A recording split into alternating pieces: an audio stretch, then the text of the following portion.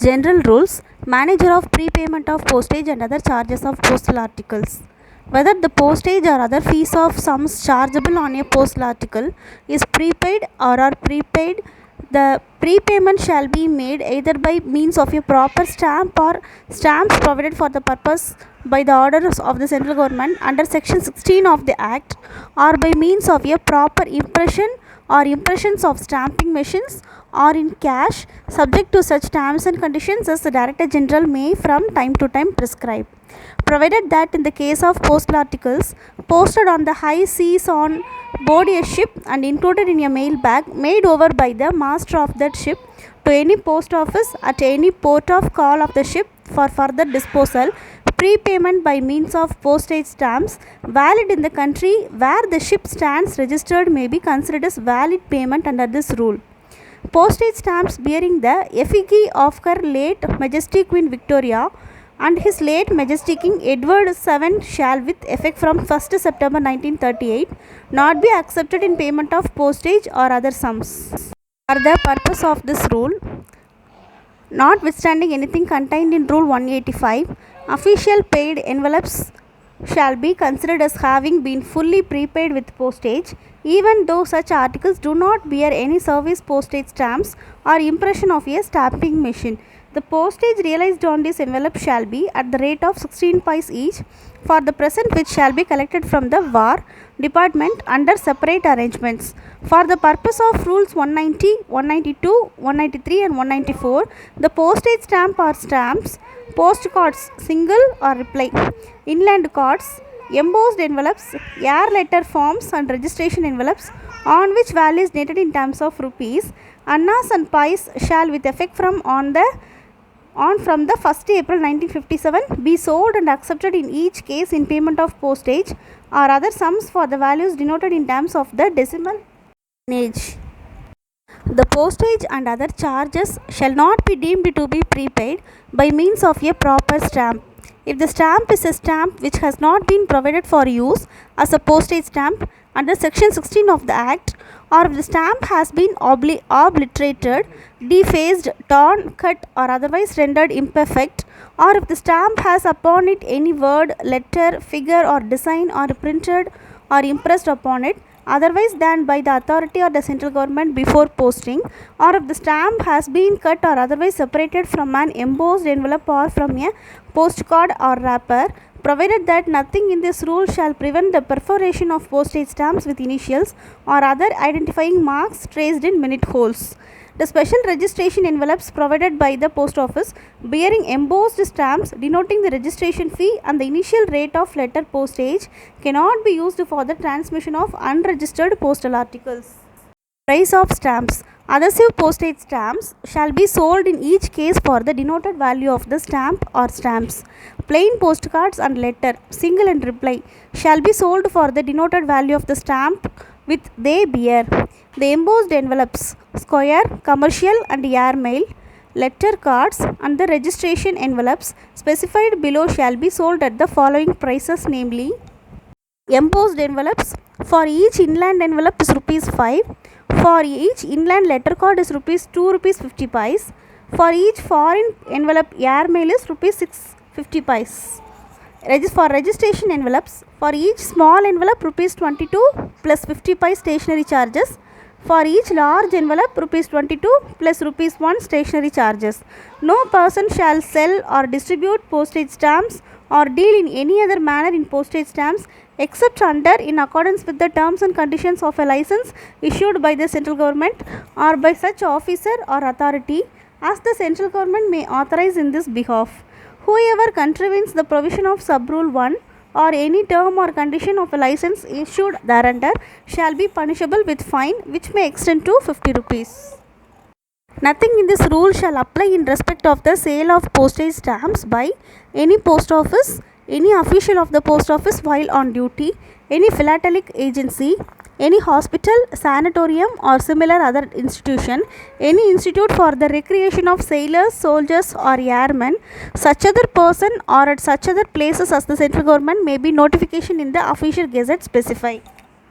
Late letters, postcards or packets. During such hours as the Postmaster General may prescribe, Letters, letter cards, postcards of packets intended for dispatch by any mail may be presented at the window of the post office, railway mail service office or section except on Sundays when unregistered letters, letter cards, postcards or packets may be posted in special letter boxes provided for the purpose in departmental telegraph office. Selected combined officers and railway mail service officers are in letter boxes are provided in railway mail service sections, and registered newspapers or packets of registered newspapers may be accepted in offices specially authorized by the Postmaster General in this behalf. The articles so presented or posted shall be accepted for dispatch by inland or foreign post if the postage and fee required by or under Rule 197 have been prepaid,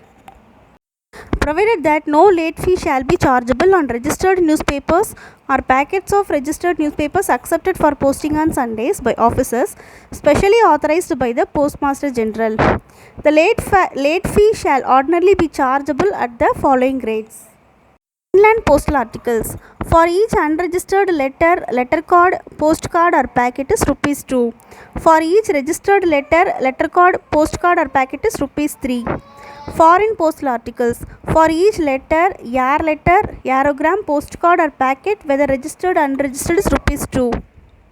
The Director General may direct that a higher fee than that prescribed by Sub-Rule 1, but not exceeding rupees 3, shall be charged on late letters, letter cards, postcards or packets posted in certain post offices, RMS offices or sections or on board the steamers or in other special circumstances. All such fees and the circumstances in which they are chargeable shall be notified in the Gazette of India.